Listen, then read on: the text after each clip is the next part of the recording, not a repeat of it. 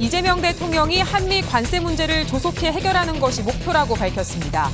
북한 비핵화 해법에 대해선 북핵 동결이 현실적 대안이 될 거라고 말했습니다. 이 대통령이 제80차 유엔 총회 참석차 오늘부터 뉴욕을 방문합니다.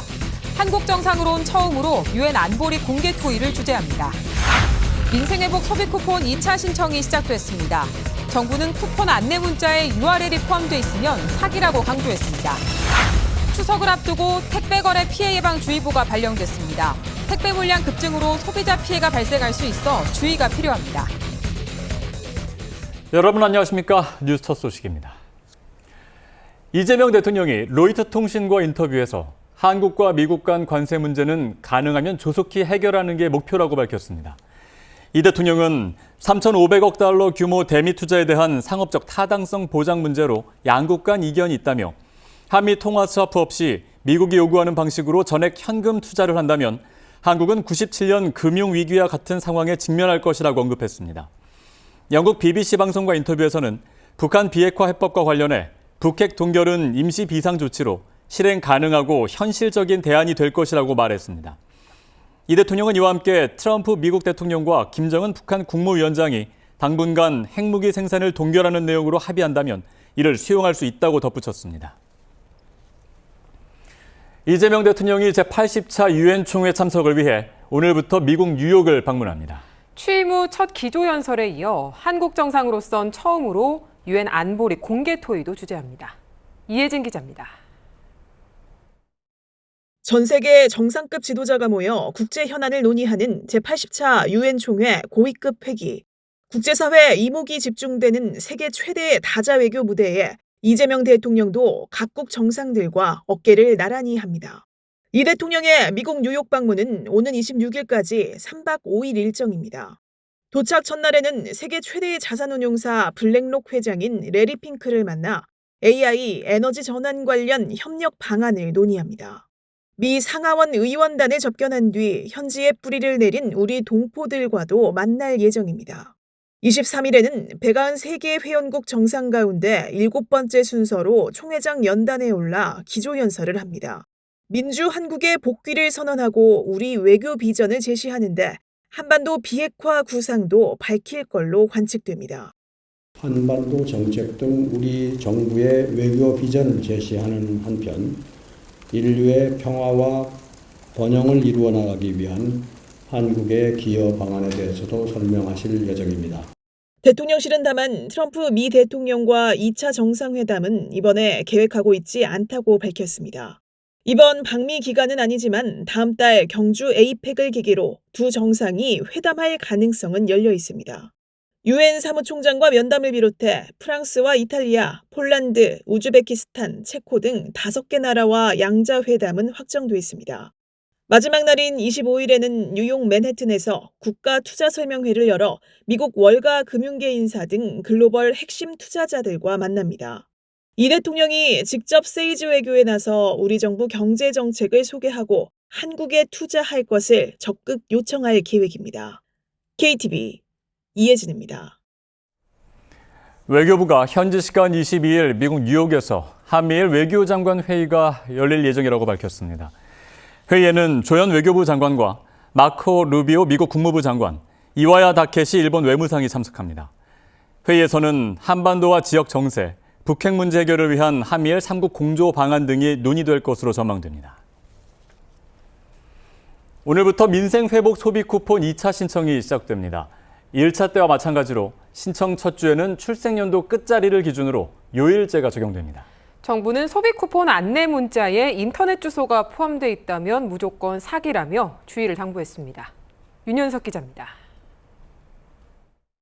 2차 민생회복 소비 쿠폰은 전 국민에게 지급한 1차와 달리 소득 상위 10%의 고액 자산가를 제외한 90%가 대상입니다. 한 사람당 10만 원씩 받게 됩니다. 신청은 2차 때와 마찬가지로 첫 주인 22일부터 26일까지는 출생연도 끝자리를 기준으로 요일제가 적용됩니다. 시스템 과부하와 주민센터 혼잡 등을 방지하기 위해서입니다. 신용 체크카드와 지역사랑 상품권, 선불카드 중 원하는 방식을 선택하는 지급 방법 역시 1차와 같습니다. 다만 1차 지급 시 불편사항을 개선해 군장병의 경우 복무지 주민센터 관내 신청을 통해 복무지 인근 상권에서 쓸 수 있도록 했습니다.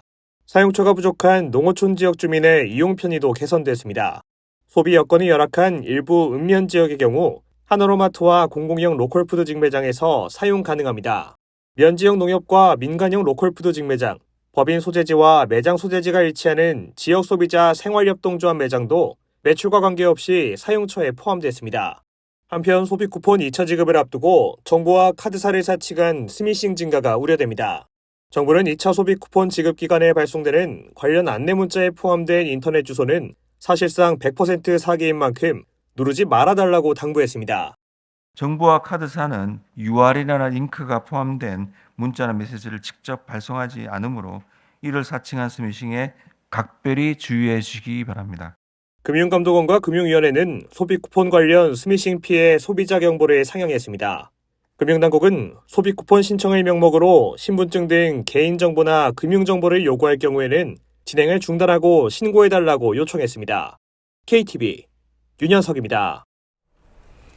추석을 앞두고 택배로 선물을 주고받는 경우 많으시죠. 이 기간 물량 급증으로 파손, 배송 지연 같은 피해 발생 가능성도 높아집니다. 한국소비자원이 택배거래 피해 예방주의보를 발령하고 주의사항을 안내했습니다.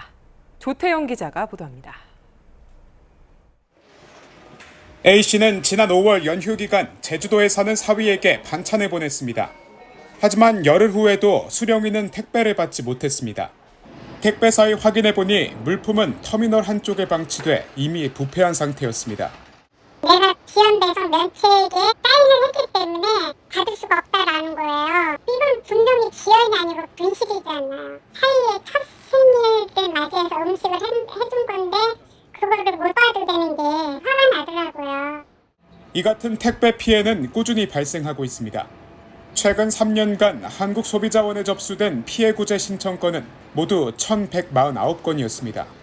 이 중 훼손, 파손이 499건으로 가장 많았고 분실이 384건으로 뒤를 이었습니다. 소비자원이 추석을 앞두고 택배거래 피해 예방주의보를 발령했습니다. 물량 급증으로 인해 소비자 피해가 늘 수 있기 때문입니다.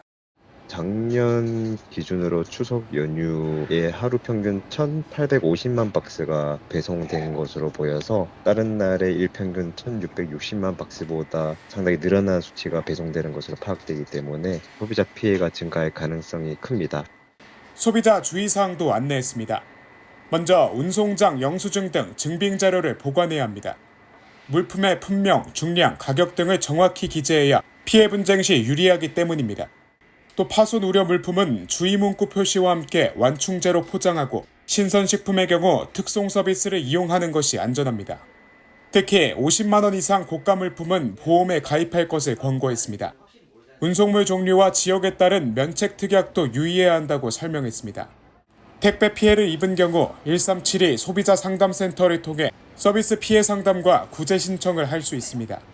KTV 조태영입니다. 추석이 얼마 남지 않았습니다. 국내산 수산물 찾으시는 분들 많으시죠. 원산지 표시 특별 점검이 시작됐습니다. 또 장바구니 물가 부담 완화를 위해 역대 최대 규모의 할인 행사가 진행됩니다. 최다희 기자입니다.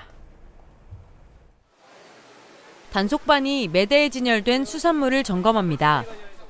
저희 국립수산물품질관리원에서 원산지 표시 좀 확인하러 나왔습니다.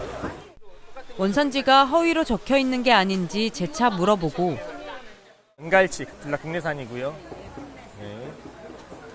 자반은 국내산만 있고 노르웨이산 없으시고 명세서까지 꼼꼼히 살핍니다.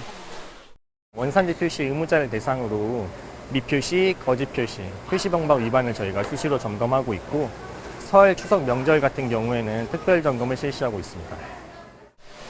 상인들도 날마다 명세서를 확인하고 표기를 고칩니다. 손님들이 수입은 싼 맛으로 사는 사람이 있고 국내산이 비싸도 국내산을 구입하는 사람이 있잖아요. 그렇게 따라오면 당연히 수입은 수입대로 표기하고 국산은 국산대로 따로 표기하고. 이번 특별 점검은 명절 성수품과 제수용 수산물을 대상으로 추석 연휴 전까지 진행됩니다. 추석 맞이 할인 행사도 시작됐습니다. 행사에는 역대 최대 규모의 예산이 투입됩니다.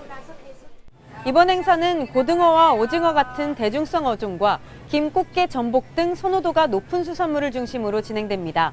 최대 50% 할인된 가격으로 수산물을 구매할 수 있습니다. 다음 달 1일부터 전통시장 온누리 상품권 환급 행사도 진행됩니다. 국산 수산물 구매 금액의 최대 30%를 1인당 최대 2만 원까지 온누리 상품권으로 받을 수 있습니다. 매주 목요일 오전 10시와 오후 4시 20% 할인된 수산물 모바일 상품권을 비플레이 앱에서 구매할 수 있고 수산물 민생 선물 세트도 최대 45% 할인된 가격에 수협 매장과 온라인몰에서 만나볼 수 있습니다. 해수부는 소비자 물가 안정을 위해 올해 추석에 명태와 고등어, 참조기 등 성수품 총 13,000여 톤을 공급할 계획입니다. KTV 최다입니다. 가을철에는 진드기맥의 감염병이 집중적으로 발생합니다. 각별한 주의가 필요한데요. 특히 추석 연휴 기간 성묘객들은 긴 소매 옷을 착용해 피부 노출을 최소화하는 게 좋습니다. 김경호 기자입니다.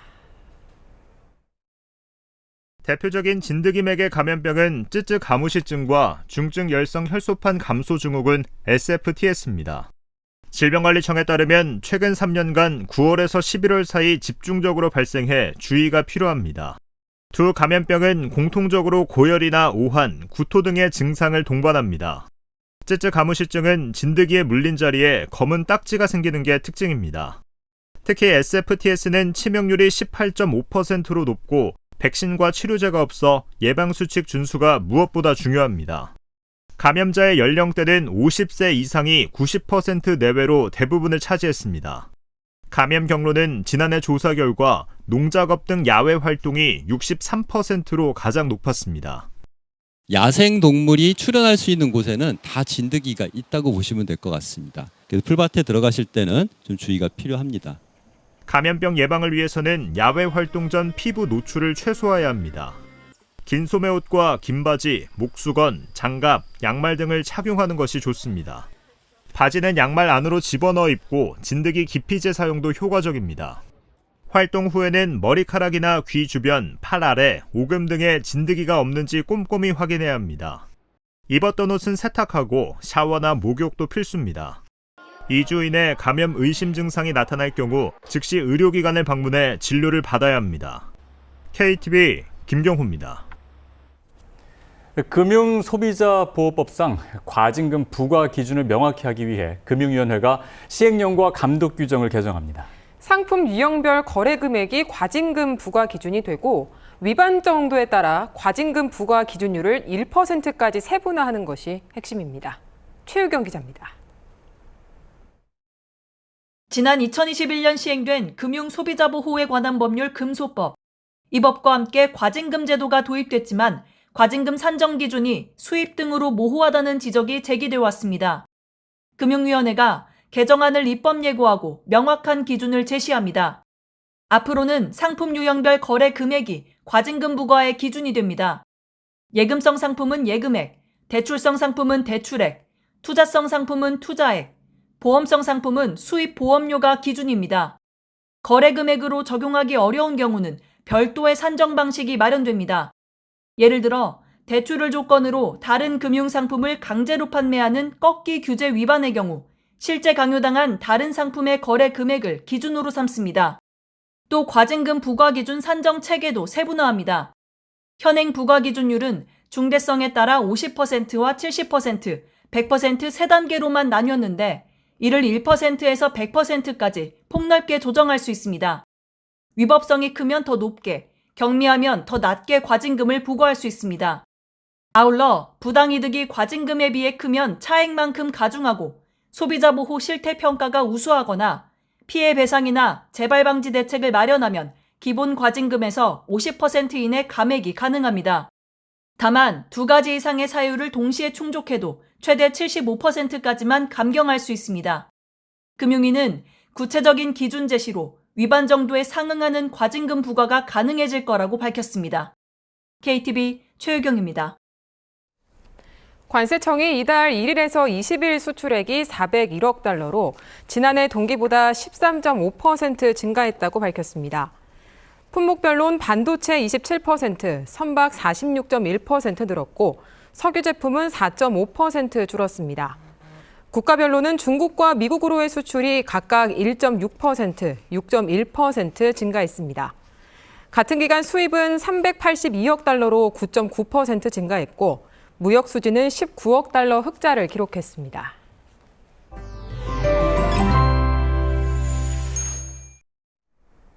아침 출근길이 선선하다 못해 서늘하게 느껴졌는데요. 완연한 가을로 접어들면서 일교차가 크게 벌어지고 있습니다. 감기 걸리기 쉬우니까요. 겉옷 꼭 챙기시기 바랍니다. 낮에는 가을볕이 기온을 끌어올리겠습니다. 대부분 지역의 낮 기온이 25도 안팎으로 오르겠는데요. 아침과 낮의 기온차가 10도 안팎으로 크게 나겠습니다. 오늘은 하늘에 구름만 지나겠습니다. 제주도에는 오전까지 5mm 안팎의 약한 비가 이어지겠고요. 제주와 남해안을 중심으로는 바람이 강하게 불겠습니다. 미세먼지 농도는 전국이 좋음 단계로 공기가 깨끗하겠습니다. 오늘 낮 최고 기온은 서울과 대전, 대구가 25도, 광주 26도, 부산은 27도까지 오르겠습니다. 모레인 수요일에 전국에 비가 내리겠고요. 당분간 일교차 큰 날씨가 이어지겠습니다. 날씨였습니다.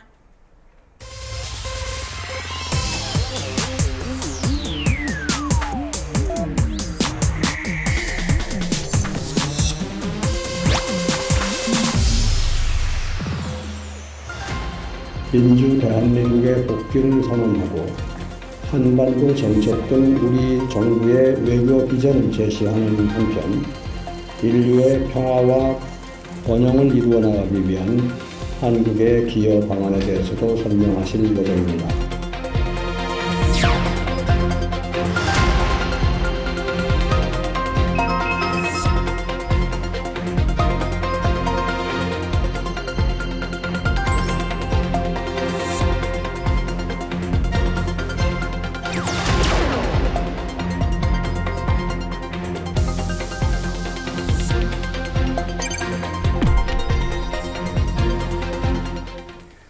자, 미국 동부 현지 시간 22일부터 제80차 유엔 총회가 시작됩니다. 이재명 대통령이 유엔 총회에 참석하기 위해 오늘 출국하는데요.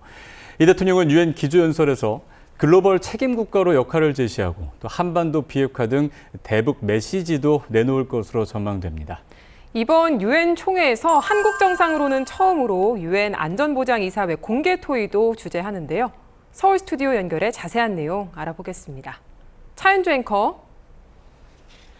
네, 대담 이어가겠습니다. 이재명 대통령의 유엔 총회 참석 주요 일정, 정한번 국정기획위원회 외교안보 본과 위원과 함께 미리 전망해 보겠습니다. 안녕하십니까? 예, 안녕하십니까? 네, 현지 시간 22일부터 열리는 유엔 총회 참석을 위해서 이재명 대통령 한 달 만에 미국 뉴욕으로 향합니다. 먼저 이번 방문 의미부터 짚어주실까요? 예, 뭐 잘 아시겠습니다만 유엔이라고 하는 기구는 이제 인류가 가진 국제기구 중에서 역사상 가장 큰 국제기구고요. 회원국만 하더라도 193개국의 회원국들이 있습니다.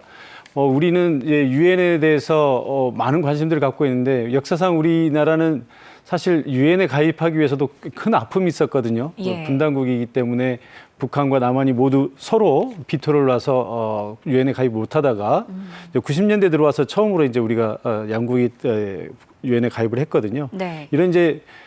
이런 그 아픈 경험을 가지고 있던 유엔에서 우리 대통령이 이번에 이제 안보리의 의장국으로서 안보리 회의를 주재를 하게 되고요.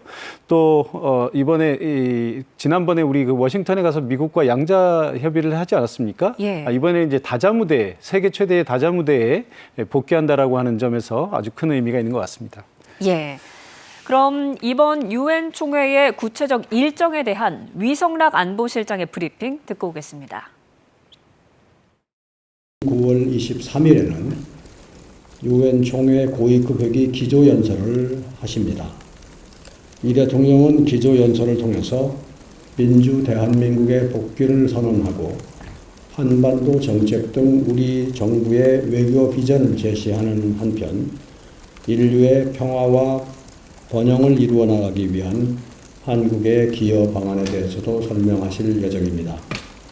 대한민국 대통령으로서는 최초로 안보리 공개 토의를 주재하실 예정입니다.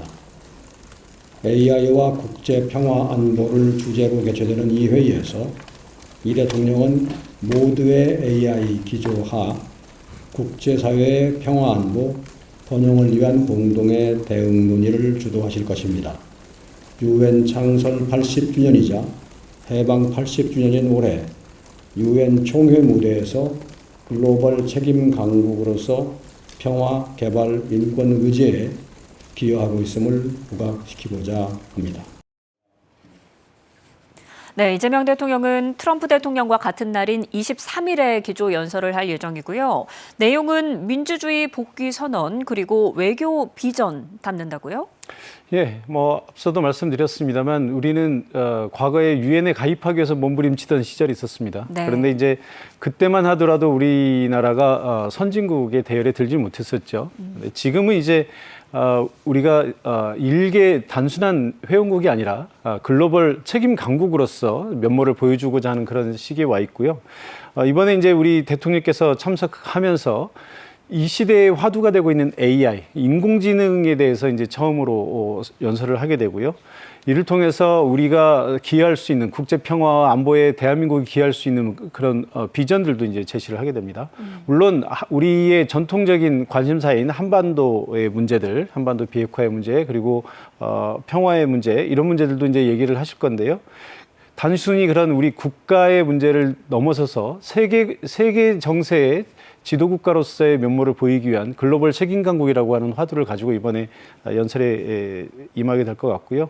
그렇게 하다 보면 아무래도 이제 우리가 한반도에 묶여 있는 국가가 아니라 세계의 리더 국가 중에 하나가 될 수 있다. 이런 이미지를 세계 각국 지도자들에게 줄 수 있지 않을까 이렇게 생각이 됩니다. 예, 보통 역대 대통령들은 기조연설에서 한반도 평화를 강조했는데요. 앞서 이재명 대통령이 BBC와 했던 인터뷰가 공개가 됐습니다.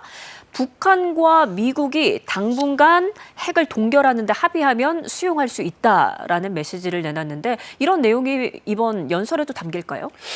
글쎄요, 이번 연설은 당연히 우리 이 대한민국이 그동안 한동안 굉장히 어려운 상황을 겪었었는데 민주주의의 리더 국가라는 것을 다시 한번 각인시키는 자리가 될 것이고요. 또 중요한 것은 우리 한국의 가장 큰 외교적인 관심사인 한반도의 비핵화 문제 그리고 평화의 문제를 얘기하지 않을 수 없을 것 같은데요. 한반도 평화와 비핵화의 문제를 얘기하다 보면 당연히 이제 북한 문제를 언급하지 않을 수 없고요. 예. 이제 북한과의 지금 관계는 지금 최근에 관계를 보면 90년대 이후로는 제일 안 좋은 관계라고 좀 볼 수 있거든요. 왜냐하면 북한이 이제 적대적 두 개 국가론을 내세우면서 우리 이 남한과의 관계를 이제 더 이상은 통일을 해야 되는 하나의 민족이 아니라 적대적으로 대립하고 있는 서로 다른 민족이다라고 아예 선언을 해버리고 통일의 대상이 아니다 이렇게 얘기를 해버린 상황이거든요. 우리가 대화를 주도적으로 끌어가기에는 조금 어려운 문제가 상황이 있는데 지난번 이재명 대통령과 트럼프 대통령의 회담에서 나왔던 것처럼 미국에게 우선 피스메이커의 역할을 부여를 하고 우리는 페이스메이커의 역할을 하겠다 이렇게 말씀하시지 않았습니까? 그래서 당연히 가능하면 우리가 지금 북한과의 대화를 먼저 끌어갈 수 없는 상황이기 때문에 미국이 먼저 대화의 물꼬를 터줬으면 좋겠다 이런 생각을 가지고 있는 것이고요. 그래서 아마도 북한이 미국과 대화를 하게 되면 당장 모든 것을 다 내놓을 수는 없을 겁니다. 그러면 초기 조치로 할 수 있는 것이 어디까지인가를 생각하는 것이고 또 미국 입장에서도 북한과 대화를 했는데 아무것도 얻어가지 못한다면 트럼프 대통령 입장에서도 면이 서지 않는 것이거든요.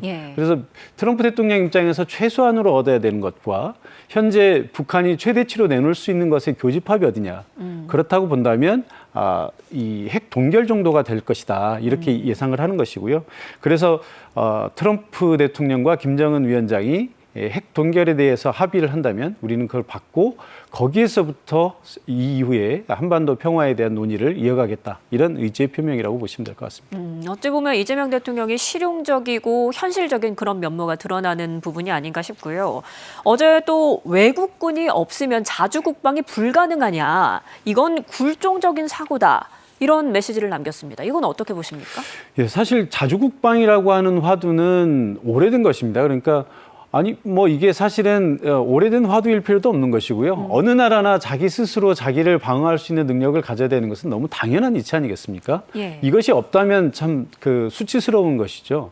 그런데 이제 우리가 워낙 이제 6.25를 겪고 그 이후에 미군이 들어와서 우리 이 6.25 전세를 이제 뒤집고 한미동맹에 기반해서 현재 우리가 이제 안보를 튼튼히 하고 있기 때문에 이제 자주국방이 일견 어떻게 보면 국내 정치화된 측면이 있어요. 그렇지만 사실 이 박정희 대통령이 이 자주국방의 화두를 처음으로 꺼낸 분이거든요. 그렇죠. 그래서 예, 그때는 이제 자주국방을 당연히 우리가 당연시했는데 그 이후에 우리가 이제 뭐 핵 개발에 대한 논란도 있었고요. 또 주한미군과 관련된 문제 그리고 또 이 국내 정치적으로 군부 독재 이런 문제들과 이제 여러 가지로 얽히다 보니까 이 자주국방이라고 하는 화두를 국내 정치에 악용하는 이제 그런 프레임이 좀 걸렸었던 거고요. 예. 그게 이제 노무현 대통령 때 와서 자주국방을 얘기하면서 이게 이제 진보와 보수의 대립 국면으로 들어갔었는데 사실 이 자주국방이라고 하는 건 그렇게 국내 정치적으로 논란이 될 만한 화두가 아니거든요. 예. 당연히 우리가 우리의 능력으로 우리를 방어할 수 있는 능력을 얘기하는 것이기 때문에 그런 프레임에서 보는 것은 적절치 않고요. 당연히 그렇다고 한다면 현재 우리의 국방력, 뭐 세계적으로 우리가 한 5위 정도 된다라고 하는 평가들이 많이 있는데 이런 우리의 국방력과 우리 현재 우리 국방비가 1년에 나가는 국방비가 북한의 1년 총 GDP보다도 많습니다. 네. 총 GDP의 한 1.5배 정도 되는 이런 엄청난 강국이고요. 군사 강국이고요. 또 방산의 관점에서 보면 우리가 지금 세계 뭐 6대 방산국 앞으로 지금 우리가 4대 방산 강국을 내다보고 있는데 우리 스스로 이 첨단 무기를 만들어서 우리가 쓰는 것을 넘어서 이제 해외 각국에 지금 우리가 팔고 있다는 얘기거든요. 예. 그런데 우리가 자주국방을 하지 못한다는 얘기는 사실은 굉장히 큰 난센스인 거죠. 그래서 이 대통령께서 그 말씀을 하신 것 같고요. 특히 이제 우리가 앞으로 우리가 만드는 무기들 뿐만 아니라 미국이나 선진국들이 만드는 아주 최첨단 무기들까지 이제 도입을 할 계획들을 가지고 있고 이렇다면 세계 최고의 군사 강국 중에 하나인데 우리가 이러한 우리 스스로의 지위를 우리 스스로 폄훼하는 것은 그건 굴종적인 그런 사고의 결과물이다 이런 말씀을 하신 것 같습니다. 네, 그러니까 장기적인 관점에서 그렇게 가는 것이 맞다라는 방향을 제시한 것이다. 그렇습니다. 네, 또 24일에 보면 대한민국 대통령으로서는 처음으로 유엔 안보리 의장 자격으로 공개 토의를 주재를 합니다. 어떤 논의가 이루어질까요? 네, 앞서 말씀드린 것처럼 이번 유엔 총회의 가장 큰 특징 중에 하나는 9월이 이제 우리나라가 안보리 회의의 의장국입니다. 그러니까 우리가 이제 유엔이라고 하는 기구를 잘 보시면 총 그 가입 회원 수는 193개국입니다. 그러니까 이 모든 나라들이 다 참여할 수 있는 것을 우리가 총회라고 부르고요. 예. 그래서 이 총회에서 우리 대통령께서 이번에 이제 연설을 하시게 되는 거고요. 그러나 실질적으로 이 유엔에서 가장 큰 영향력을 행사하는 기구는 안보리입니다. 그러니까 안전보장이사회가 유엔에서 가장 큰 영향력을 가지고요. 네. 안보리의 결정은 국제사회의 법적 구속력을 가집니다. 그래서 이 안보리가 우리가 유엔에서 가장 중요하게 생각하게 되는 기구인데요. 이 안보리의 의장국을 이제 돌아가면서 이 안보리 이사국들이 돌아가면서 하게 되는데 그 중에 이번에 이제 우리 이 나라가 9월 한 달 동안 안보리 의장국으로 이제 수임을 하게 됩니다. 네. 그런데 이 의장국이 되면 뭐 여러 가지 방식으로 할 수 있습니다. 우리 대통령이 가서 할 수도 있는 거고요. 우리 장관이 가서 할 수도 있는 거고요. 아니면 또 이제 유엔 주재 대사가 할 수도 있고 다양하게 할 수 있는데 이번에 우리 대통령이 직접 방문하면서 안보리를 직접 주재를 해서 회의를 주재하게 되고요. 이 자리에서 아마도 앞서 말씀드린 것처럼 이 시대가 지금 AI, 인공지능의 시대로 넘어가고 있지 않습니까? 네. 세계 최고의 IT 강국 중에 하나인 대한민국의 수장으로서 이 AI가 미치는 국제 평화에 미치는 영향, 국제 안보에 미치는 영향 이런 것들과 함께 세계 국제 평화를 위해서 AI를 어떻게 활용해야 될지에 대한 이런 세계적인 화두들, 시대적인 화두들을 아마도 우리 대통령께서 글로벌 다자 무대인 안보리에서 펼치게 되지 않을까 이렇게 생각이 됩니다. 예. 또 일단 이번 유엔에서는 한미 정상회담은 예정되어 있지 않은데 주말 사이에 판이 더 커진 게 있습니다. 경주 에이펙 정상회의. 트럼프 대통령이 한 달 뒤 경주 에이펙에서 시진핑 주석과 만나겠다라고 발표를 했는데 이렇게 한중 정상이 동시에 방한하는 건 13년 만이라고 합니다. 이렇게 되면 지금 올해 전 세계에서 가장 큰 외교 무대가 경주 에이펙이 되는 거죠? 그렇게 봐야 될 것 같습니다. 이제 앞서 유엔 총회라고 하는 것이 세계에서 가장 큰 외교 무대인 것은 맞습니다. 예. 그러나 193개국의 회원국이 있다고 해서 193개국의 회원국이 한꺼번에 이 수장들을 보내는 것은 아니거든요. 네. 국가 원수들이 다 같이 193개국이 모이는 일은 뭐 거의 없는 일이고요. 그러다 보니까 사실 의미 있는 국제 행사들이 이제 몇 개 되지 않는데 네. 그 중에 하나가 이런 이제 에이펙이고요. 사실 지난 몇 년간을 되돌아보면 미국과 중국의 전략 경쟁이라고 하는 과정 속에서 미국을 중심으로 한 서방 국가들, 그리고 이번에 이제 중국의 전승절 행사 얼마 전에 있었던 행사에서 우리가 잘 보지 않았습니까? 네. 중국과 러시아와 같은 이런 또 다른 그룹의 이 국가들, 이게 이제 분리돼 있기 때문에 이런 그 대립 구도가 지금 형성이 돼 있단 말이죠. 네. 그래서 이 양측의 지도자들이 다 같이 만나는 기회들이 많지 않습니다. 예. 그런데 이제 에이펙 같은 경우는 사실 어떤 진영의 이런 회의가 아니고 지역 중심 회의다 보니까 네. 미국과 중국의 정상이 한 자리에서 만날 수 있는 그런 기회가 펼쳐지는 것이고요. 아마도 이 자리에서 미중 간에 지금 굉장히 중요한 문제들이 아마 논의가 되지 않을까 싶습니다. 지금 미중 간의 전략 경쟁 속에서 서로 대립이 되고 있는데 그동안의 대화가 거의 없었어요. 네. 그런데 이번에 이제 만나서 미중이 다시 화해하는 협력의 방향을 조금 모색해보는 이런 자리가 될 것 같고요. 그중에 지금 트럼프 대통령이 중국을 향해서 던져놓은 몇 가지 화두들이 있는데 그게 이제 무역, 펜타닐 문제, 그리고 틱톡이라고 하는 우리가 잘 쓰는 앱이 있지 않습니까? 예. 이 틱톡이 중국 앱인데 이것을 미국에게 팔라고 트럼프 대통령이 그동안 계속 압력을 했었고요. 그래서 네. 지금 이제 미국에서 서비스를 제공하는 틱톡은 아마도 이제 미중 합작법에 의해서 미국 주도로 움직이게 되는 이런 합의가 나오지 않을까 싶은데 이것이 아마 이번 회담에서 가장 중요한 이슈가 되지 않을까 싶습니다.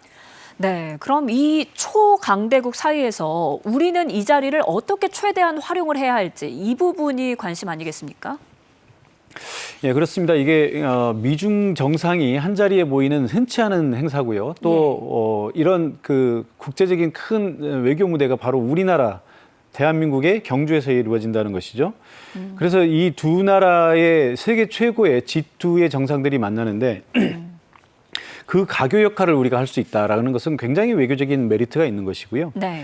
이 기회에 이제 우리도 한미 정상회담 그리고 한중 정상회담을 지금 계획하고 있는데 아마도 이 중간에서 우리가 미국과 중국 사이에서 양국의 이런 외교적인 아젠다들을 가교 역할을 해주는 역할도 해줄 수 있을 것 같고요. 예. 또 하나는 한반도에 와서 직접 미국과 중국의 정상들이 만나기 때문에 이 한반도 문제에 대해서도 어떤 일정 정도의 의제를 다루지 않을까 싶습니다. 네. 이 한반도 문제를 국제사회에서 공론화시키고 의제화하는 것이 사실 쉽지 않은 일입니다. 그런데 이 미중 정상이 이 한반도에서 만나기 때문에 한반도 문제를 여기서 논의하게 된다면 나름대로의 큰 성과나 진전이 있을 것 같고요. 그런 의미에서 이번 에이펙 정상회의를 통해서 우리나라가 이 동아시아 중심의 어떤 무역과 평화를 위한 다자외교의 주도권을 질 수 있는 기회가 되지 않을까 이런 기대를 해보겠습니다. 예. 그럼 결국 이재명 대통령과 트럼프 대통령의 두 번째 정상회담은 경주에서 열리게 될 가능성이 높은 거죠? 그렇습니다. 그러니까 이번 사실 유엔 총회에 우리 이 대통령이 이제 방문을 하고 총회에서 연설을 내일 하게 되지 않습니까? 예. 트럼프 대통령도 내일 유엔 총회 연설이 있습니다.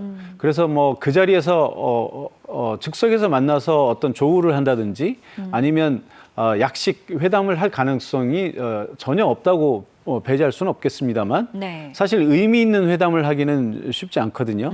우리 대통령 일정도 빡빡하고 트럼프 대통령 일정도 빡빡할 것이기 때문에 그리고 이제 얼마 전에 이제 한미 간의 정상회의에서 여러 가지 이슈들이 있었고요. 또 지금 우리 이제 관세와 관련해서 미국과 복잡한 지금 상황이기 때문에 이런 문제들을 풀어야 되는 시간이 좀 필요합니다. 그래서 지금 유엔 총회에서 만나서 얘기를 하는 것보다는 아무래도 에이펙 정상회담에서 만나서 회의를 하는 것이 조금 더 양국 정상들 간에 좀 실무적인 회담을 할 수 있는 시간도 좀 벌고요. 또 우리나라가 아무래도 안방에서 하는 회담이기 때문에 우리한테 조금 더 편한 면도 있을 것 같습니다. 그래서 아마도 이 트럼프 대통령이 한국에 직접 오시게 되면 뭐 문재인 대통령 때 트럼프 대통령이 한국에 오지 않았습니까? 네. 그때 이 주한미군 기지를 가서 보고 매우 놀라는 반응을 좀 보였었고요. 이렇게 엄청난 기지가 미군 기지가 해외에 있다는 것을 보고 굉장히 놀란 표정도 지었고 또 그 이후에는 판문점에서 김정은 위원장과 만나는 네. 남북미 정상이 한 자리에 모이는 아주 흔치 않은 세계사의 정치 이벤트들을 만들어냈었는데 그렇죠. 아마 그런 기억들을 떠올리면서 한반도 평화에 대한 어떤 좀 그 진전된 생각을 좀 하게 되지 않을까 이런 기대를 해보겠습니다. 네. 또 이번 유엔 총회를 계기로 각국 정상과의 양자 회담도 이렇게 연이어 개최될 예정인데요. 외교 지평이 아무래도 더 확대될 것으로 보이죠? 그렇습니다. 이 유엔이라고 하는 기구가 세계 모든 국가들이 참여한 다자 외교의 제일 큰 무대이기 때문에 이 자리에서는 무슨 일도 가능합니다. 그러니까 우리 대통령이 총회에 가 있는 동안에 외국 정상들과 만나게 되면 뭐 즉석에서 회담을 할 수도 있고요. 또 미리 조율된 회담을 할 수 있는데 지금 미리 조율된 회담들만 하더라도 프랑스, 이탈리아, 우즈베키스탄, 체코, 폴란드 이런 5개 국가들이 있습니다. 이 5개 국가들의 의미가 특히 이제 체코와 폴란드는 우리 이 방산 현재 우리가 경제 성장의 어떤 그 핵심 포인트 중에 하나로 잡고 있는 방산과 관련해서도 아주 중요한 나라들이고요. 또 프랑스와 이탈리아도 역시 최근에 우리 이제 방산이 동유럽 국가들에서 이제 서유럽까지 확장되는 그런 추세를 보이고 있거든요. 네. 이게 이제 트럼프 대통령이 이 EU 국가들에게 나토 국가들에게 방위비를 국방비를 5%까지 올려라라고 하는 이런 압력을 넣으면서 이 유럽의 국가들이 이 국방비를 늘려야 되는 상황에 있습니다. 네. 또 그런 한편에 미국의 어떤 압력에 대한 그 유럽 국가들의 반발이 있어서 사실 미국의 F-35 같은 그 비행기를 나토 국가들이 도입하려던 계획을 이제 재검토하는 상황까지 갔거든요. 그런 상황에서 대안으로 등장한 것이 이제 우리 방산 기업들입니다. 그리고 우리 이 무기들 최첨단 무기들이 지금 미국 유럽에서 굉장히 이제 호평을 받고 있고 주목을 끌고 있기 때문에 이런 유럽의 지도자들과 만나면서 아마도 우리 한반도의 평화에 대한 지지 또 이런 우리 방산 업계 그리고 우리 최첨단 무기들에 대한 구매 이런 것들에 대한 세일즈 외교가 동시에 이루어지지 않을까 이렇게 생각이 됩니다. 네, 또 이재명 대통령의 이번 뉴욕 방문에서 주목되는 일정이 있더라고요. 미국 금융사들과 투자 행사도 열리고요. 월가 거물급의 인사를 만나서 국내 투자를 요청한다라고 하는데 이건 어떤 의미가 있을까요?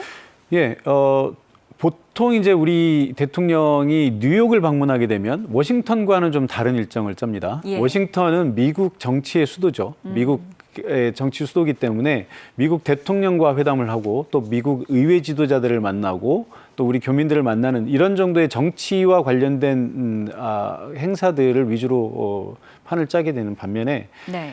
뉴욕은 미국 영토에 있습니다만 사실상 세계 정치의 수도이고 세계 경제의 수도 아니겠습니까? 이게 뉴욕에 가게 되면 아무래도 다자 외교에 집중을 하게 되고요.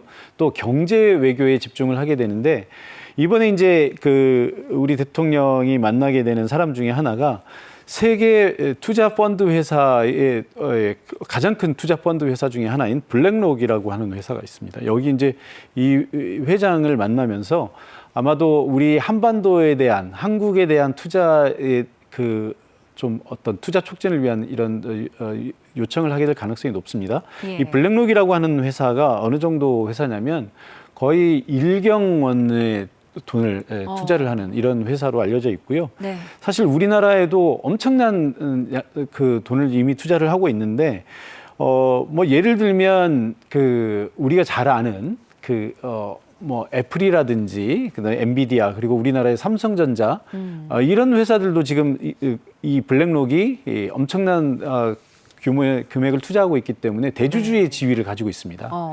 그래서 이런 대규모 펀드 회사와의 협력을 통해서 앞으로 대한민국에 투자를 하게 되면 어떤 이점이 있는지 이런 것들을 잘 설명을 하게 될 거고요. 또 현재 우리가 IT 강국에서 또 세계 AI 강국으로 도약을 위한 우리 준비를 하고 있는데요. 네. 우리 지난번 우리 국정기획위원회에서도 이런 AI 강국으로 도약하기 위한 여러 가지 우리 국정과제들을 만들었습니다. 이런 것들을 아마 설명을 하면서 대한민국 투자에 대한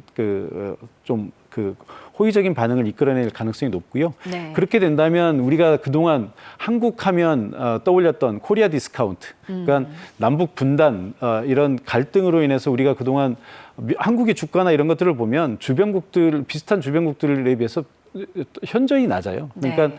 이런 코리아 디스카운트를 이번에 털어내고 이제는 코리아 프리미엄의 시대로 나아가려고 하는 그런 모습을 보여줄 것으로 예상이 됩니다. 네, 그런가 하면 북한은 이번 유엔 총회에 차관급 인사를 파견한다고 합니다. 무려 7년 만인데 요즘 북중러가 밀착 행보를 보이고 있지 않습니까? 북한이 다자 외교에 자신감이 좀 붙은 걸까요? 그렇다고 봐야 되겠죠. 아마도 이 북한 입장에서도 보면 사실 올해가 굉장히 이 외교적으로 어떤 분기점이라고 볼 수 있습니다. 지난 몇 년간 북한이 외교 무대에서 사라졌었고요. 또 여러 나라들과의 안 좋은 관계를 맺었었고 그 결과로서 우리가 지금 이제 처하고 있는 적대적 두개 국가론을 들고 나왔는데 네. 사실 국제사회의 제재뿐만 아니라 미국과의 하노이 회담이 실패했었고요. 또 그런 와중에 국제사회의 제재로 중국도 북한에 대한 지원을 좀 끊었었고요. 또 한국에서 윤석열 정부의 대북 강경 정책으로 남한과의 관계도 안 좋아졌습니다. 네. 그런데 이제 올해에는 여러 가지 북한의 변화가 생겼거든요. 첫째는 뭐 이게 좋은 얘기는 아닙니다만 우크라이나 전쟁을 계기로 해서 러시아를 지원하고 또 그로부터 러시아로부터 지원을 끌어내면서 일단 북한이 이 외교적으로 정치적으로 또 경제적으로 강력한 후원 국가인 러시아를 만들었습니다. 예. 그를 배경으로 해서 이번 전승절을 계기로 해서 북한은 항상 이렇게 이제 그 레버리지 외교를 하는데 이 러시아와의 관계 개선을 통해서 중국을 자극하고 그래서 중국으로부터의 협력을 이끌어내서 이번에 이제 전승절 행사에서 시진핑, 푸틴과 함께 나란히 이 천안문 막루에 올라서는 이런 외교적인 성과를 거뒀죠. 네. 그런데 약간의 자신감이 생긴 거고요. 또 반대편으로 보면 미국의 대통령이 그동안 북한과의 대화에 소극적이었던 민주당 정부가 아니라 과거 일기 때 직접 회담을 했던 북한과 직접 회담을 했던 트럼프 대통령이 들어서면서 김정은 위원장과 개인적인 친분을 굉장히 강조하고 있지 않습니까? 예. 이런 점에서 미국과의 대화의 가능성을 좀 갖고 있는 거고요. 또 우리 남쪽에서도 이제 민주정부가 들어섬으로써 북한에 대한 강경 일변도의 대결 정책이 아니라 대화와 평화를 우선으로 하는 이제 정책을 펼 가능성이 높아졌기 때문에 네. 김정은 위원장 입장에서는 어떤 다자 무대에 복귀하는 그런 이점이 좀 있다고 보고요. 또 아마도 이를 통해서 미국과의 어떤 그 대화의 가능성 이런 것들을 좀 분위기를 엿보는 그런 계기가 되지 않을까 이렇게 생각이 됩니다. 네, 알겠습니다. 오늘 이야기 여기까지 듣겠습니다. 지금까지 정한범 국정기획위원회 외교안보분과위원과 함께 이야기 나눴습니다. 위원님 고맙습니다. 예, 고맙습니다.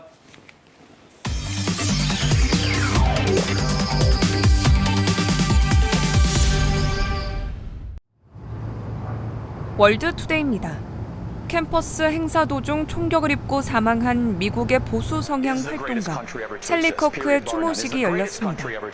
추모식이 열린 애리조나주 스테이트팜 스타디움에 수천 명이 모여든 가운데 도널드 트럼프 주니어도 참석해 고인을 기리며 연설했습니다. 무대에선 트럼프 주니어는 우리는 모두 찰리라며 군족을 향해 굴복하겠는가, 두려움에 무너질 것인가라는 질문을 던졌고 청중은 함성으로 화답했습니다. We are all Charlie. So let's send a message here today, guys. Charlie loved this country. its people, and the work of persuading others to believe in something greater than themselves. And if we live with that same courage, our legacy, like Charlie's, will live forever. 이날 트럼프 주니어는 고인이 된 찰리 커크를 향해 실망시키지 않겠다는 약속을 하며 찰리 커크에 대한 그리움을 표했습니다. 얼마 전 디즈니가 지미 키멜 쇼를 중단했습니다. 이와 관련해 미국 작가와 방송인들은 뉴욕 맨해튼 도심에 있는 디즈니 본사 앞에 모였는데요. 트럼프 행정부의 언론 탄압을 규탄하며 표현의 자유를 지켜야 한다고 목소리를 높였습니다. 지미 키멜 쇼의 진행자 지미 키멜은 보수 활동가 커크의 총격 사건을 풍자했는데 이를 본 보수 진영은 반발했고 미 연방통신위원회 수장이 직접 규제 가능성을 경고하며 파문이 커졌습니다. 시위에 참석한 작가, 방송인들은 헌법이 보장한 비판의 권리가 침해당했다며 구호를 외쳤습니다. I'm here today because I'm outraged by the Trump administration's attempt to clamp down on free speech. The right to criticize people, the right to criticize the President of the United States is guaranteed by the Constitution. It's important for us to stand up together and to fight against censorship. The First Amendment says that the government does not have the right to come in and tell me what I can and cannot write and perform and so on. And this is the government putting its thumb on the scale. 시위 참가자들은 풍자조차 막힌다면 미국 사회는 길을 잃는다며 언론의 자유 수호를 촉구했습니다. 독일 베를린에서 색다른 수영장 개장 행사가 열렸습니다. 바로 반려견을 위한 수영장이 마련된 건데요. 수많은 반려인과 반려견들이 함께 늦여름 추억을 만들었습니다. 주최 측은 반려견들의 안전을 위해 수영장 물에 염소 성분을 빼고 EU 반려동물 여권과 책임보험 증명서를 확인한 뒤 입장을 허용했습니다. 입장료도 독특했습니다. 발 하나당 2유로, 개발은 4유로를 받았는데요. 반려인들은 신선한 아이디어라며 즐거워했습니다. Die Idee gibt es schon sehr lange. Wir werden ja immer wieder gefragt von Besuchern, ob sie nicht mal mit ihrem Hund kommen können. Normalerweise sind Hunde im Freibad verboten. Es gibt ja viele Hunde, die sehr wasseraffin sind und es gibt ein großes Bedürfnis und dem haben wir jetzt einfach mal nachgegeben. Ich finde die Stimmung im Moment sehr gut. Man weiß es nie, wenn viele Hunde aufeinandertreffen. Im Moment muss ich sagen, ist es noch nicht so voll, alle respektvoll. Das hat man auch nicht immer. Es gibt so. 올해 베를린 수영장 운영은 궂은 날씨로 방문객이 줄었지만 반려견 수영장은 기대 이상의 호응을 얻은 것으로 알려졌습니다. 세계 최대 맥주 축제 독일 뮌헨의 옥토버 페스트가 화려한 퍼레이드로 이틀째를 맞았습니다. 전통 의상과 악대, 마차 행렬이 수많은 관람객의 눈길을 사로잡았는데요. 남성들은 바이에른 전통 바지인 레더호젠을 입고 여성들은 앞치마 매드비치로 혼인 여부를 알리는 디른들 드레스를 입었습니다. 시민들 역시 한껏 멋을 내고 축제를 즐겼습니다. Ja, dass ich jetzt in München mal das live anschauen kann, weil sonst bin ich immer vom Fernseher gesessen und habe alle Scheffler und Freunde eben und Schützenverein angeschaut und versucht zu entdecken in der Menge. Also ich freue mich auf jeden Fall auf die ganzen Trachtler. Das ist eine schöne München-Tradition und ich schaue es mir dieses Jahr tatsächlich zum ersten Mal live an und wie gesagt, ich freue mich. 올해로 190회를 맞은 옥토버 페스트는 이례적으로 섭씨 28도의 늦여름 더위 속에서 막을 올렸는데요. 세계 각지에서 몰려든 관광객들은 뜨거운 열기와 함께 축제의 서막을 즐겼습니다. 지금까지 월드투데이 전해드렸습니다. 지난 7일 수도권 주택 공급 확대 방안이 발표됐습니다. 2030년까지 수도권에 모두 135만 호, 매년 27만 가구를 착공하겠다는 계획입니다. 자세한 내용 국토교통부 주택정책과 이유리 과장과 알아보겠습니다. 안녕하세요. 안녕하십니까. 네, 안녕하십니까. 네. 자, 오늘 말씀 듣기 전에 먼저 9월 7일에 있었던 주택 공급 방안 관련 주요 발언 함께 듣고 시작하겠습니다. 앞으로 정부는 국민 주거 안정을 최우선 목표로 수요와 공급 양 측면을 균형 있게 고려해 부동산 시장을 안정적으로 관리해 나갈 것입니다. 이러한 원칙 하에 주택 공급 확대 방안을 마련했습니다. 정부는 2030년까지 5년 동안 수도권에 총 135만 호의 주택을 짓겠습니다. 이는 연평균 27만 호로 1기 신도시가 매년 만들어지는 것과 맞먹는 규모입니다. 앞으로도 정부는 주택시장 안정과 실수요자 보호를 위해 필요한 조치들을 적기에 시행해 나가겠습니다. 부동산 탈세 행위가 시장 안정을 훼손하는 악순환이 반복되지 않도록 부동산 거래 과정의 탈세 행위에 대해서는 언제나 법과 원칙에 따라 엄정하게 대응하고 있습니다. 네, 자 지금 이렇게 그날 부동산 관계장관 회의 내용 간단하게 보셨는데 일단 확대하고 이제 공급한다라는 내용이 있습니다. 특히 김윤덕 장관이 짓겠다라는 말을 했는데 착공에 굉장히 무게가 들어가 있는 것 같아요. 네, 자세한 내용 소개해 주시죠. 네. 이번 주택 공급 확대 방안은 지난 수년간 좀 수도권에서 주택 공급이 위축되었기 때문에 그로 인한 국민의 주거 불안들을 해소하기 위해서 저희가 마련을 한 사항이고요. 네. 최근에 3년 정도 동안에 PF 경색이라든지 주택 건설 공사비가 워낙 급등하다 보니까 주택 건설이 크게 위축이 됐습니다. 그런 상황들이 앞으로 이제 주택 시장에 악영향을 미칠 것들을 좀 우려를 해서 주택 공급을 단기간 내에 좀 확대하기 위한 방안을 마련을 한 것이고요. 예. 앞서서 그 말씀하신 내용들도 있지만 향후 5년 동안에 총 135만 호에서 연 27만 호 정도 수준의 공급을 하겠다라는 내용을 이제 골자로 하고 있습니다.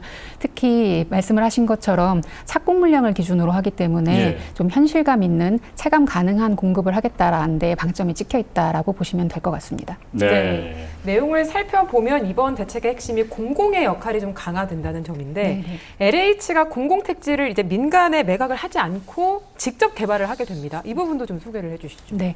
통상은 이제 공공택지를 개발을 할 때 LH가 땅을 다 조성을 하고 나면 그 택지를 한 40% 정도는 민간 건설사에 분양을 해서 땅으로 이제 분양을 해서 민간 건설사에서 거기에 주택을 건설하고 분양하는 형태로 진행을 해왔습니다. 예. 다만 그런 방식으로 진행을 하다 보니까 주택 건설 경기가 위축된 그런 상황에서는 민간 건설사 입장에서는 아무래도 주택을 공급해서 분양하는 것을 좀 주저하거나 뒤로 미룰 수밖에 없는 상황이 돼서 전체적인 주택 건설 그다음에 공급 이런 상황에 악영향을 미칠 수 있기 때문에 이번에는 LH가 그런 민간에 택지를 매각하는 방식이 아니라 직접 시행하는 방식으로 좀 추진을 하는 것으로 이번에 좀 새로 내용을 발표를 했습니다. 예.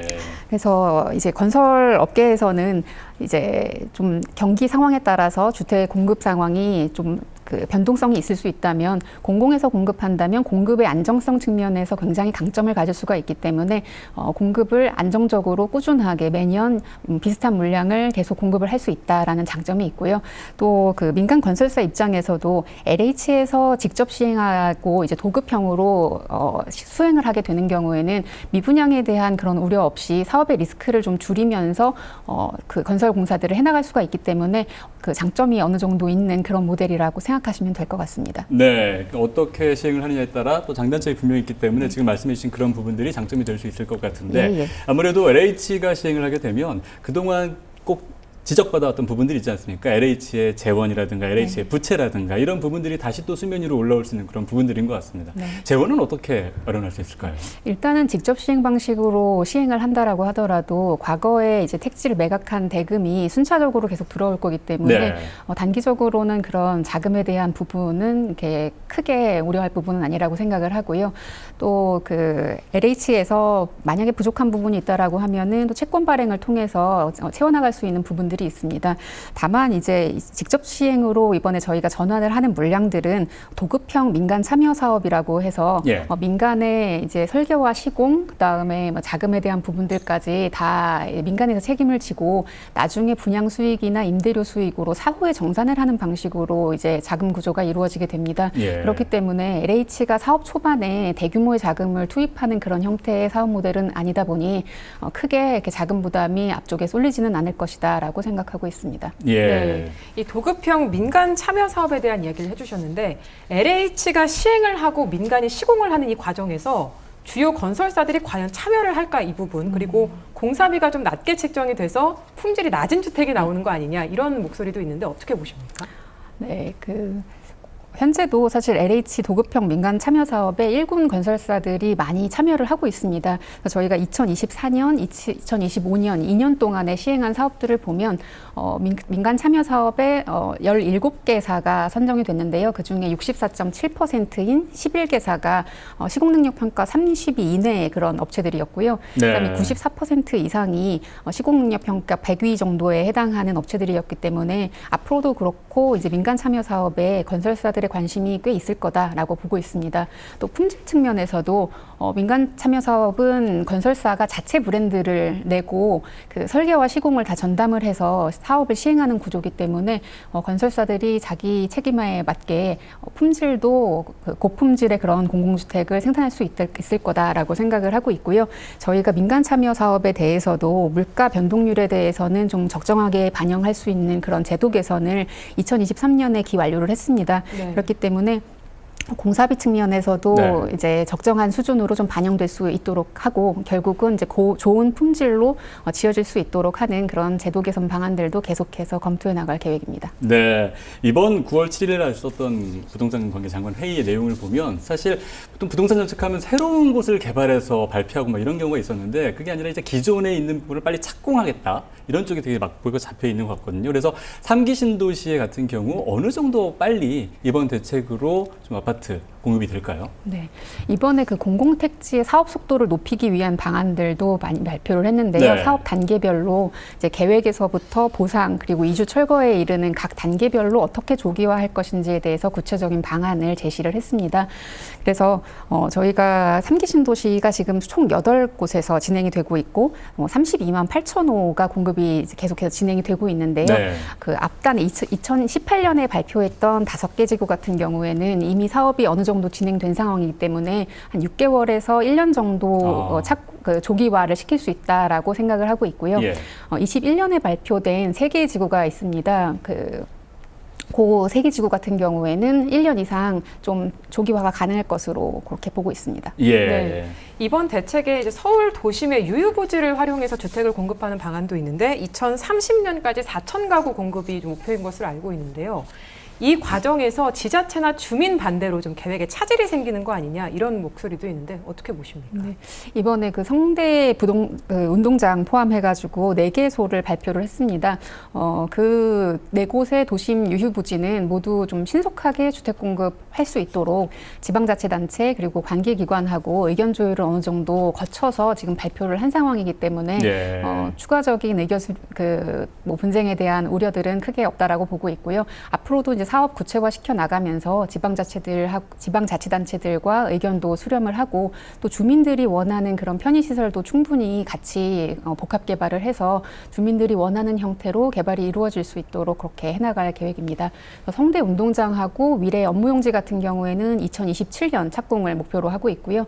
한국교육개발원하고 강서구 공공청사는 2028년 착공을 목표로 저희가 진행을 하고 있습니다. 앞으로 추진하는 과정에서도 지방자치단체 의견들 충분히 들어가면서 좀 진행할 수 있도록 할 계획입니다. 네, 특히 서울에는 땅이 없다라는 이야기가 좀 많이 나오는데 지금 말씀하신 그 지역들이 잘 조성이 되면 조금 숨통을 틀 수 있지 않을까 하는 걸 생각이 드는데 노후 공공청사 재정비 말씀을 해주셨어요. 이게 과거에도 대책이 사실 추진이 되어왔던 부분인데 이번 대책이 좀 다른 점이 있다면 어떤 것들이 있을까요? 네, 그 노후 공공청사 사업은 말씀하신 대로 과거에서부터 좀 선례가 있는 사업들이 있습니다. 네. 근데 과거의 사업을 추진하면서 애로 요인으로 작용했던 그런 문제점들을 이번에 좀 개선 방안을 같이 발표를 하면서 진행을 할 거기 때문에 과거에 이제 문제되었던 그런 사업 지원 요소들은 상당 부분 해소될 수 있을 것이라고 보고 있습니다. 예를 들어서 과거에는 이제 사업을 추진할지 여부가 전적으로 지금 그 청사를 사용하고 있는 기관의 의사에 좀 많이 의존하는 문제가 있었습니다. 그렇다 보니까 원활하게 좀 사업 추진이 안 되는 그런 문제들이 있었거든요. 그래서 이번 대책에서는 특별법을 제정해서 범부처 추진 체계를 좀 구축을 하고 그래서 30년 이상 된 노후 공공청사 같은 경우에는 주택으로 복합 개발을 할지 검토를 일단 의무화를 하고 그다음에 복합 개발을 하기로 확정된 경우에는 사용권을 좀 사업 시행 주체한테 확실하게 좀 부여를 해서 사업을 안정적으로 추진 나갈 수 있는 그런 기반들을 특별법 통해서 좀 만들어 나갈 계획입니다. 네. 이번에 공공도심 복합 사업도 좀 추진이 되는데 공공기관이 개발이 어려운 지역을 좀 개발하는 이제 사업인데요. 보니까 시즌2라는 말이 붙었는데 이게 문재인 정부 때 시즌1이 추진이 좀 됐었습니다. 둘 어떤 차이가 좀 있을까요? 네. 우선 제일 큰 점이 사실 이 사업이 한시 사업으로 당시에 이제 도입이 됐었습니다. 근데 이번에 공급 대책을 저희가 발표를 하면서 사업 일모를 폐지해서 상설화시키겠다라는 방안을 발표를 했습니다. 그래서 공공도시 복합 사업이 상설화가 되면 기존 사업들도 더 안정적으로 추진을 해나갈 수가 있고 또 신규 사업지를 발굴하는 데 있어서도 좀 강점으로 작용을 할 것이라고 생각을 하고 있습니다. 또 이제 저층 주거지에 그 공공도심 복합 사업을 하는 경우에는 에도 좀 용적률을 최대 1.4배까지 그 부여할 수 있도록 제도 개선도 추진할 계획이기 때문에 사업성도 크게 개선이 될 것으로 보여서 이제 이 사업이 조금 더 원활하게 진행할 수 있을 것으로 보이고요.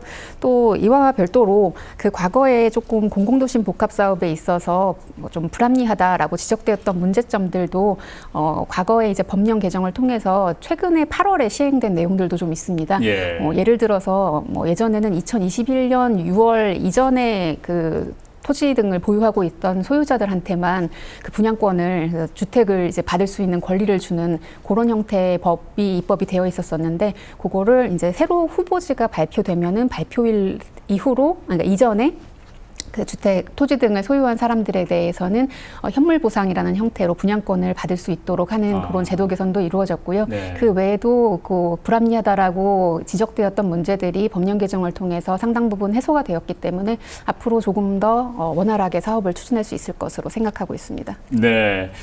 이번 대책을 보면은 아무래도 공공의 역할 강화로 어느 정도 좀 정리를 해볼 수 있는 그런 부분들이 있습니다. LH가 아까 말씀하신 대로 공공택지 직접 시행하는 부분도 있고 중요한 부분은 민간 주택 건설 경기도 좀 활성화시켜야 할 또 필요가 있지 않겠습니까? 대한민국 GDP에서도 차지하는 비율이 크기 때문인데 이런 부분들은 어떤 계획을 가지고 계십니까? 쉽지는 않은 부분입니다. 이번 대책에 공공부문에서 좀 역할을 하는 것들이 상대적으로 좀 강조가 되다 보니까 민간 건설 공급 활성화 방안에 대해서는 내용이 없는 것 아니냐라는 그런 말씀을 하시는 경우들이 있는데요. 사실 민간 그 공급 활성화를 위한 내용들도 상당히 많이 포함을 하고 있습니다. 예를 들어서 지금은 이제 지자체하고 그 건설 사업을 추진하고자 하는 사업 주체하고 뭐 민원이나 아니면은 그 유권 해석에 다툼이 있어가지고 인허가가 좀 지연되고 있는 그런 사례들이 발생할 때 그걸 원활하게 좀 조정할 수 있는 기능이 없다 보니까 저희가 이제 국토부 내에 신속 인허가 지원센터를 설치해가지고 그런 이견 사항들을 신속히 해결하고 조금 더 속도를 낼 수 있도록 하는 제도 개선 방안도 이제 포함이 됐고요.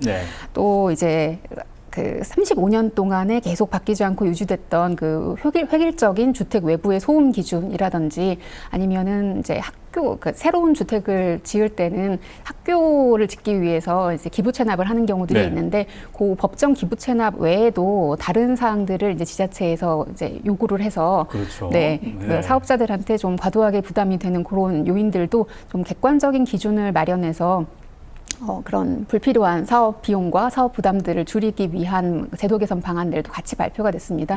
그런 내용들이 좀 법령 개정을 통해서 시행이 되면은 민간 사업에도 상당히 긍정적으로 작용할 수 있을 것이라고 생각을 하고 있습니다. 또 이제 민간 사업자에 대해서 공적 보증이나 지원을 금융 지원을 강화하는 내용들도 이번 대책에 많이 이제 포함이 돼서요. 더 적극적으로 좀 지원을 해나갈 계획입니다. 또 이제 서울 같은 경우에는 특히 재개발 재건축에서 공급되는 그 물량이 상당 부분으로 굉장히 큽니다. 그래서 그래서 정비 사업을 활성화하기 위한 방안들도 이번에 많이 이제 포함이 되었습니다. 정비 사업 추진 절차를 간소화해서 최대 3년까지 좀 단축할 수 있도록 제도 개선 방안을 좀 담았고요. 그리고 이제 사업성 개선을 위해서 국공유지에 대한 그 지원이라든지 아니면 건축 밀도를 좀 더 높일 수 있는 방안 이런 내용들도 좀 담아서 법령 개정을 추진할 계획이기 때문에 민간 건설 측면에 있어서도 상당히 많은 내용이 담겨 있다라고 봐주시면 될 것 같습니다. 네, 말씀하신 대로 인허가도 줄여주고 또 10년 보통 재건축하면 10년 정도 걸린다고 하는데 10년 이상 걸립니다. 그렇죠, 이상 걸리죠. 최대 3년이면은 그 기간도 단축이 되고 민간 주택 경기가 좀 활성화되는 계기가 됐으면 좋겠습니다. 말씀해주신 그 대책에 주택 공급을 늘릴 수 있는 다양한 방안들이 있는데 또 한편에서는 서울, 그러니까 많은 사람들이 원하는 이 서울 핵심 지역에는 주택이 얼마나 좀 공급이 되는 거냐, 이 부분에 대한 궁금증을 갖고 계시거든요. 네. 어떻게 보시나요? 네, 이번 대책에도 이제 저희가 포함을 시켰지만 서울에서 연간 한 6만 7천 호 이상의 주택이 공급될 것으로 저희 생각을 하고 있습니다. 그게 과거에 최근 3년간 평균이 한 3만 9천 호 정도 되기 때문에 네. 그 양과 비교하면은 1.7배 정도 되는 수준이고, 서울에서도 적지 않은 주택이 공급이 될 거다라고 생각하시면 될 것 같습니다. 앞서서 말씀드렸지만 재개발, 재건축 활성화를 위한 다양한 방안들도 담았고, 또 공공도심 복합 사업들도 많은 물량이 지금 서울에서 진행이 되고 있기 때문에 공공도심 복합 사업, 그리고 이제 공공주택으로 공공택지 개발로 건설이 되고 있는 서리풀 지구도 지금 많이 앞당겨가지고 이제 사업을 시행할 계획이고요.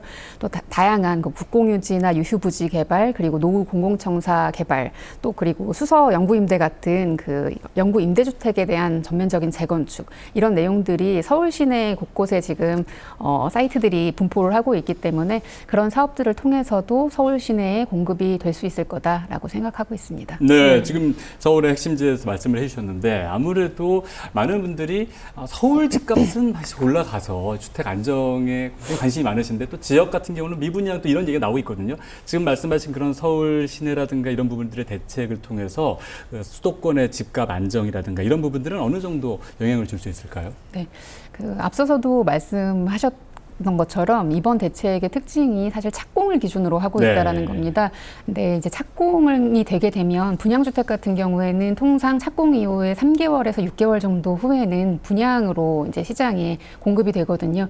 근데 사실 새로운 주택을 구입하려고 대기하는 그런 수요들 측면에서 보면 분양이 되면 곧 어떤 사람한테 그 집이 돌아갈지 주인이 결정이 되는 거기 때문에 즉각적으로 좀 공급 효과가 나타날 수 있다라고 이제 보고 있습니다. 그래서 저희가 이번에 공급에 대한 확대 방안도 이제 발표를 했지만, 그 앞서서 이제 6.27 대책을 포함해서 좀 주택 수요 관리에 대한 부분들도 좀 계속해서 챙겨나갈 계획이기 때문에 적극적인 주택 수요 관리 방안, 그리고 지속적인 공급이 잘 맞물린다면 주택 시장 안정화에도 기여할 수 있을 것이라고 생각하고 있습니다. 네.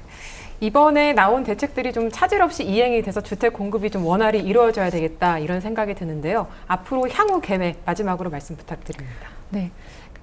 주택 시장의 안정 차원에서는 이제 수요 관리도 중요하고, 사람들이 원하는 곳에 적재적소에 신속하게 주택을 공급하는 것이 또 무엇보다 중요할 것 같습니다. 수요와 공급 측면에서 저희가 시장 안정될 수 있도록 이번에 주택 공급 확대 방안이 신속하게 좀 진행이 되고 이행이 될 수 있도록 관련 법령 재개정을 포함해서 필요한 후속 조치들을 속도감 있게 잘 챙겨나가도록 하겠습니다. 예. 자, 지금까지 국토교통부 주택정책과 이유리 과장과 함께 주택 공급 확대 방안에 대해서 자세한 이야기 나눴습니다. 오늘 말씀 고맙습니다.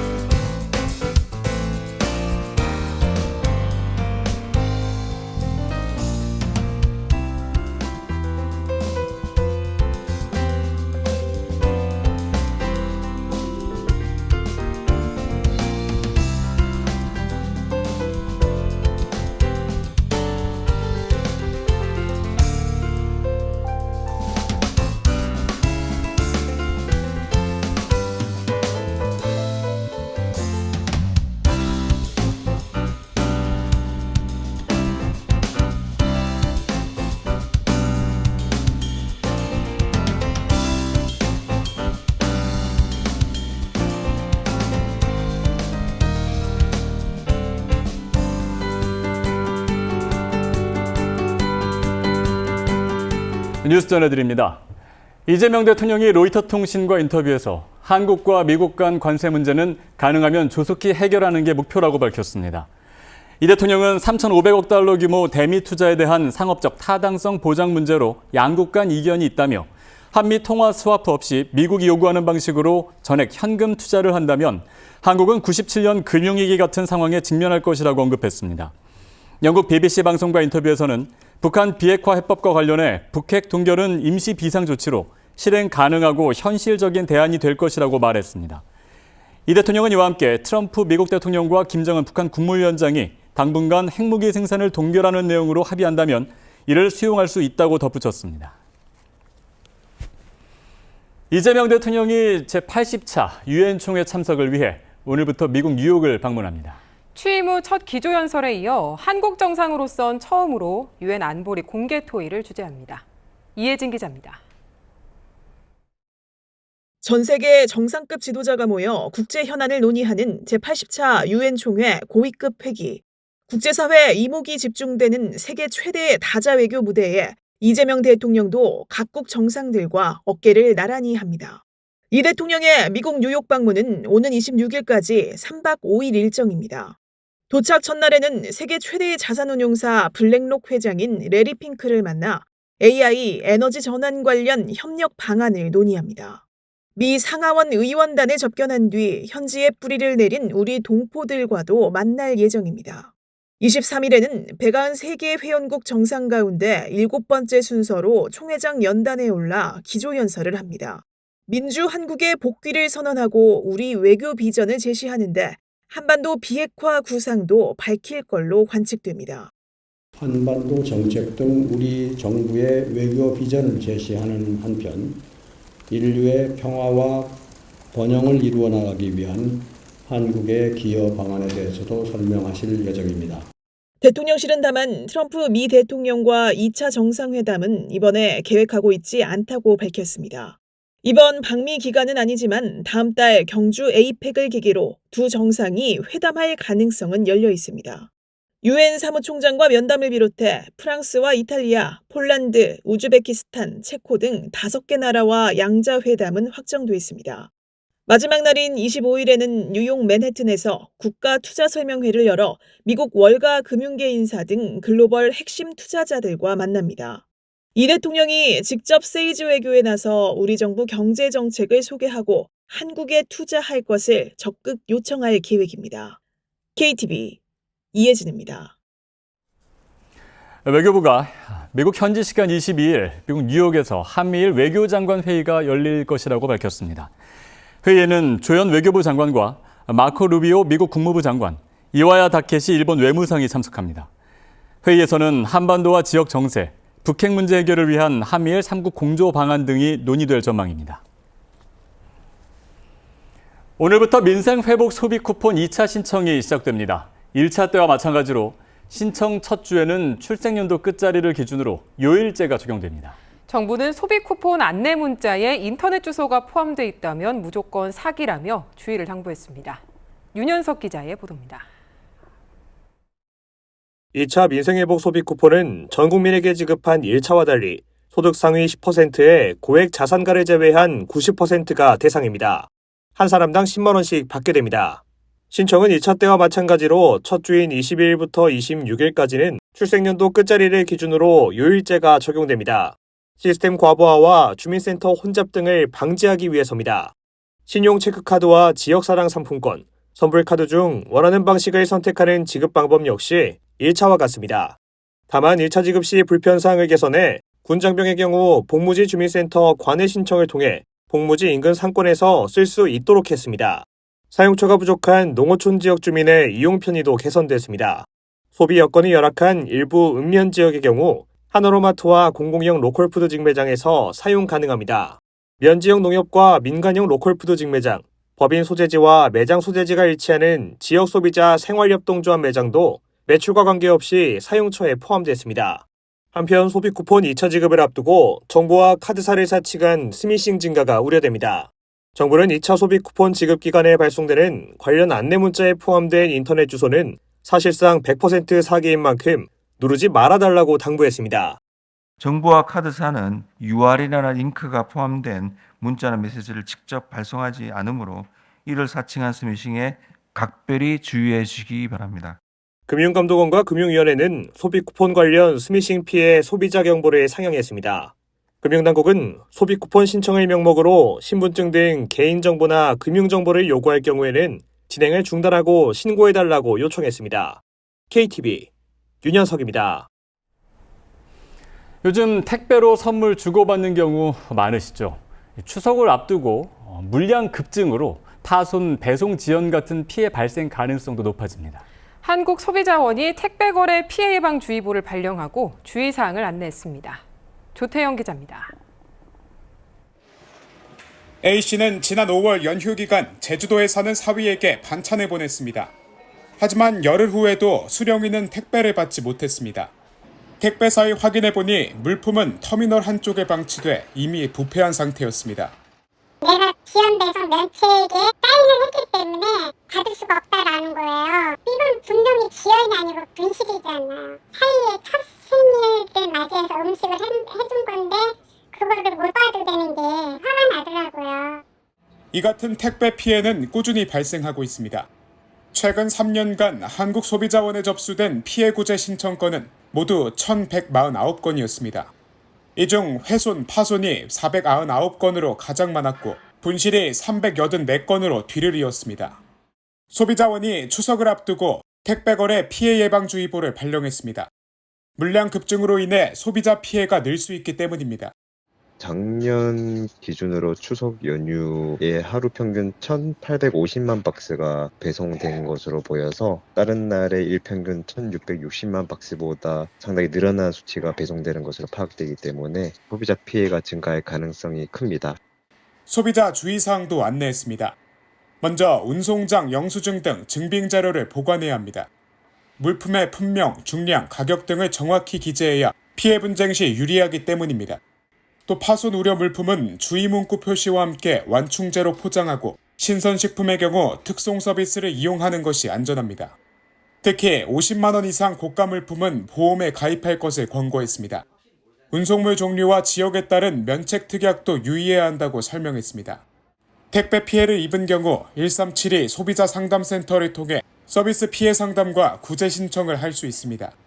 KTV 조태영입니다. 명절을 앞두고 국내산 수산물 찾으시는 분들 많으시죠? 원산지 표시 특별 점검이 시작됐습니다.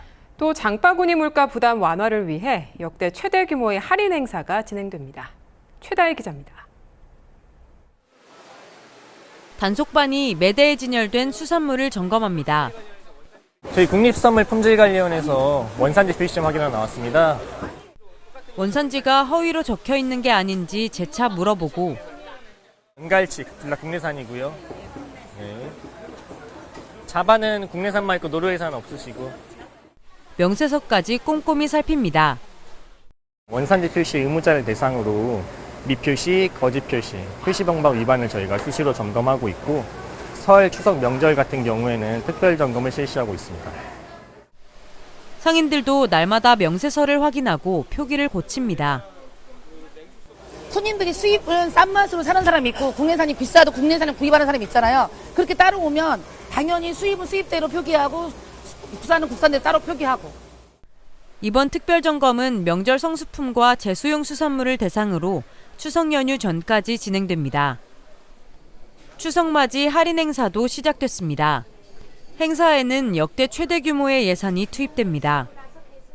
이번 행사는 고등어와 오징어 같은 대중성 어종과 김, 꽃게, 전복 등 선호도가 높은 수산물을 중심으로 진행됩니다. 최대 50% 할인된 가격으로 수산물을 구매할 수 있습니다. 다음 달 1일부터 전통시장 온누리 상품권 환급 행사도 진행됩니다. 국산 수산물 구매 금액의 최대 30%를 1인당 최대 2만 원까지 온누리 상품권으로 받을 수 있습니다. 매주 목요일 오전 10시와 오후 4시 20% 할인된 수산물 모바일 상품권을 비플레이 앱에서 구매할 수 있고 수산물 민생 선물 세트도 최대 45% 할인된 가격에 수협 매장과 온라인몰에서 만나볼 수 있습니다. 해수부는 소비자 물가 안정을 위해 올해 추석에 명태와 고등어, 참조기 등 성수품 총 13,000여 톤을 공급할 계획입니다. KTV 최다입니다. 가을철에는 진드기 매개 감염병이 집중적으로 발생합니다. 각별한 주의가 필요한데요. 특히 추석 연휴 기간 성묘객들은 긴 소매 옷을 착용해 피부 노출을 최소화하는 게 좋습니다. 김경호 기자입니다. 대표적인 진드기맥의 감염병은 쯔쯔 가무시증과 중증 열성 혈소판 감소 증후군 SFTS입니다. 질병관리청에 따르면 최근 3년간 9월에서 11월 사이 집중적으로 발생해 주의가 필요합니다. 두 감염병은 공통적으로 고열이나 오한, 구토 등의 증상을 동반합니다. 쯔쯔 가무시증은 진드기에 물린 자리에 검은 딱지가 생기는 게 특징입니다. 특히 SFTS는 치명률이 18.5%로 높고 백신과 치료제가 없어 예방수칙 준수가 무엇보다 중요합니다. 감염자의 연령대는 50세 이상이 90% 내외로 대부분을 차지했습니다. 감염 경로는 지난해 조사 결과 농작업 등 야외 활동이 63%로 가장 높았습니다. 야생 동물이 출현할 수 있는 곳에는 다 진드기가 있다고 보시면 될 것 같습니다. 그래서 풀밭에 들어가실 때는 좀 주의가 필요합니다. 감염병 예방을 위해서는 야외 활동 전 피부 노출을 최소화해야 합니다. 긴 소매옷과 긴 바지, 목수건, 장갑, 양말 등을 착용하는 것이 좋습니다. 바지는 양말 안으로 집어넣어 입고 진드기 기피제 사용도 효과적입니다. 활동 후에는 머리카락이나 귀 주변, 팔 아래, 오금 등에 진드기가 없는지 꼼꼼히 확인해야 합니다. 입었던 옷은 세탁하고 샤워나 목욕도 필수입니다. 2주 이내 감염 의심 증상이 나타날 경우 즉시 의료기관을 방문해 진료를 받아야 합니다. KTV 김경호입니다. 금융소비자보호법상 과징금 부과 기준을 명확히 하기 위해 금융위원회가 시행령과 감독 규정을 개정합니다. 상품 유형별 거래 금액이 과징금 부과 기준이 되고 위반 정도에 따라 과징금 부과 기준율을 1%까지 세분화하는 게 핵심입니다. 최유경 기자가 보도합니다. 지난 2021년 시행된 금융소비자보호에 관한 법률 금소법. 이 법과 함께 과징금 제도가 도입됐지만 과징금 산정 기준이 수입 등으로 모호하다는 지적이 제기돼 왔습니다. 금융위원회가 개정안을 입법 예고하고 명확한 기준을 제시합니다. 앞으로는 상품 유형별 거래 금액이 과징금 부과의 기준이 됩니다. 예금성 상품은 예금액, 대출성 상품은 대출액, 투자성 상품은 투자액, 보험성 상품은 수입 보험료가 기준입니다. 거래 금액으로 적용하기 어려운 경우는 별도의 산정 방식이 마련됩니다. 예를 들어 대출을 조건으로 다른 금융상품을 강제로 판매하는 꺾기 규제 위반의 경우 실제 강요당한 다른 상품의 거래 금액을 기준으로 삼습니다. 또 과징금 부과 기준 산정 체계도 세분화합니다. 현행 부과 기준율은 중대성에 따라 50%와 70%, 100% 세 단계로만 나뉘었는데 이를 1%에서 100%까지 폭넓게 조정할 수 있습니다. 위법성이 크면 더 높게, 경미하면 더 낮게 과징금을 부과할 수 있습니다. 아울러 부당이득이 과징금에 비해 크면 차액만큼 가중하고 소비자 보호 실태 평가가 우수하거나 피해 배상이나 재발 방지 대책을 마련하면 기본 과징금에서 50% 이내 감액이 가능합니다. 다만 두 가지 이상의 사유를 동시에 충족해도 최대 75%까지만 감경할 수 있습니다. 금융위는 구체적인 기준 제시로 위반 정도에 상응하는 과징금 부과가 가능해질 거라고 밝혔습니다. KTV 최유경입니다. 관세청이 이달 1일에서 20일 수출액이 401억 달러로 지난해 동기보다 13.5% 증가했다고 밝혔습니다. 품목별론 반도체 27%, 선박 46.1% 늘었고 석유 제품은 4.5% 줄었습니다. 국가별로는 중국과 미국으로의 수출이 각각 1.6%, 6.1% 증가했습니다. 같은 기간 수입은 382억 달러로 9.9% 증가했고 무역 수지는 19억 달러 흑자를 기록했습니다.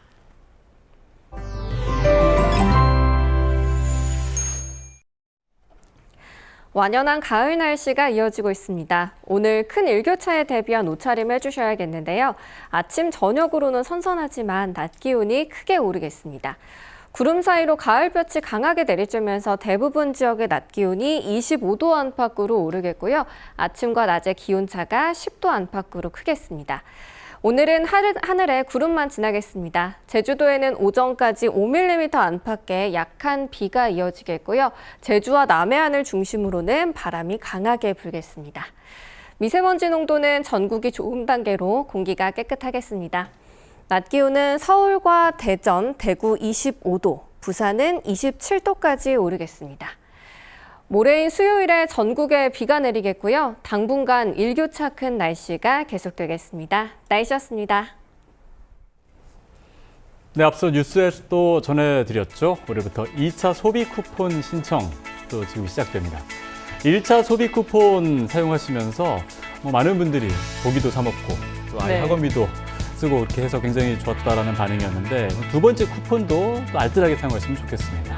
네, 소비 쿠폰으로 전통시장 분위기가 확 달라졌다고 하는데요. 추석을 앞두고 2차 소비 쿠폰으로 큰 대목 누리셨으면 좋겠습니다. 네, 생방송 대한민국 1부 마칩니다.